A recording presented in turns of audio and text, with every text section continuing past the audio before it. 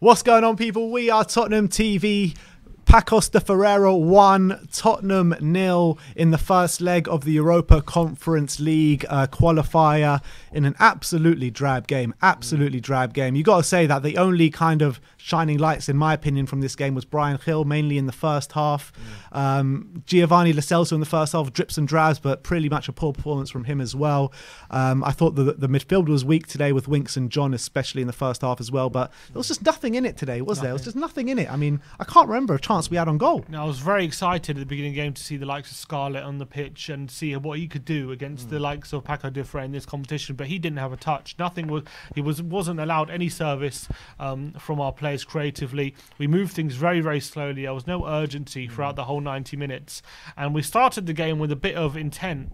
But after the first few minutes, there didn't seem to be anything we offered. We didn't offer anything. And it was a real shame that we ended this game with nothing to show for it. I guess when it's always a risk you take when you play a mix and match team to this kind of effect, because it's always going to be a bit disjointed, and it looked very, very disjointed throughout the whole 90 minutes. And you got to say, Paços de Ferreira, they didn't really offer much, but you know what? They offered more than Spurs, and they got their goal. They took their chance well. That's pretty much the only chance they created throughout the 90 minutes, and that was it. That's pretty much the game, isn't it? Yeah. John? What can we say? we got some curry puns in there today, didn't we, guys? Yeah. It was a drab game. I mean, it was like complete change from the weekend. You know, it was just like a chance to give the youngsters a chance to see Gil. I thought he did really well in the first half. Really bright, really sharp. Every time he got the ball, he was like looking to do something like pass and move. I thought he was a shining star in the first half. He looks like he's got a lot about him, doesn't he? A lot about him. I mean, even though it's only a few minutes we saw of him, like in that first half, but I saw a lot in that, you know, in those minutes. So I thought he's a player. Apart from that, there really wasn't anyone else that I thought had a good game. To be honest with you, it was really that poor second half. I don't think we even talked about the football because it was that bad. You know, it was that bad. Up the screen, there was nothing. It was just I mean, do you think Nuno sideways. could have maybe just kept a couple of senior players on the bench just to bring on, just to change the complexion? Like the spine of the team, maybe. Yeah. Maybe a spine of because the team. Because the Mourinho last season would have kept a Son or a Kane on the bench just to bring on, just to change the complexion. Mourinho would have played probably a full-strength team today. I don't know about full strength, but he definitely would have doing that in the Europa League qualifiers back in before last season. But I think he could have held back a couple of first team players on the bench just to change the complexion of the game a little bit, because it did go completely monotonous and there was no real threat at all. And like it was just like every time we got the ball, it was just like every single player was trying to create the safe pass. Just safe, predictable, safe, cautious. No one seemed to have any options going forward as well. It was really poor. But you know, you got players like Matt Doherty, you got players like Harry Winks, you got players like Giovanni Lo Celso, you got Christian Romero in there as well. You know, you want these players who are on the periphery of the squad to go out there in these games and make a statement, say, look, I'm still here. No one did that today. No one did that today. And I think that in terms of Ryan Sessegnon and Matt Doherty, I wasn't impressed with them at all.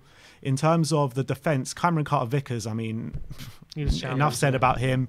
Christian Romero, we got to talk about him because it was a bit of a worrying performance today. But, you know, you got to just take a bit of a chill with him because it is his first game of the season, first game back, and getting used to a new team first of all, and obviously he's getting his fitness back as well. I saw some good things and some bad things, mostly bad to be honest. But I agree. I saw what he was trying to do. He was pressing very high up the pitch. Every time he was going to nick the ball very, very aggressively. He was trying to get in front of the defender. Sometimes, or quite a lot of times today, he didn't manage to do that. But I think once he's fully up to speed, once he's part of a cohesive defence, I'm sure he's going to get up to speed. Yeah, I think I can see what he's trying to do, and it didn't come off for him today. But I think I see potential with him today. And also, the goal that they scored, I think Romero stepped up, and then someone else didn't step up, so it kind of made the whole thing look bad. Carter-Vickers didn't get on the same wavelength, but I think Romero was expecting someone to be a little bit sharper with the stepping up. Look, it cost us the goal. But I think at the end of the day, we played against a team who are not farmers at the end of the day. I really believe that, and I think we underestimated them. But look, it's only 1-0. There's still a more than enough opportunity for us in the second leg to turn it around. I was worried going into this game that with a mix and match team that was very much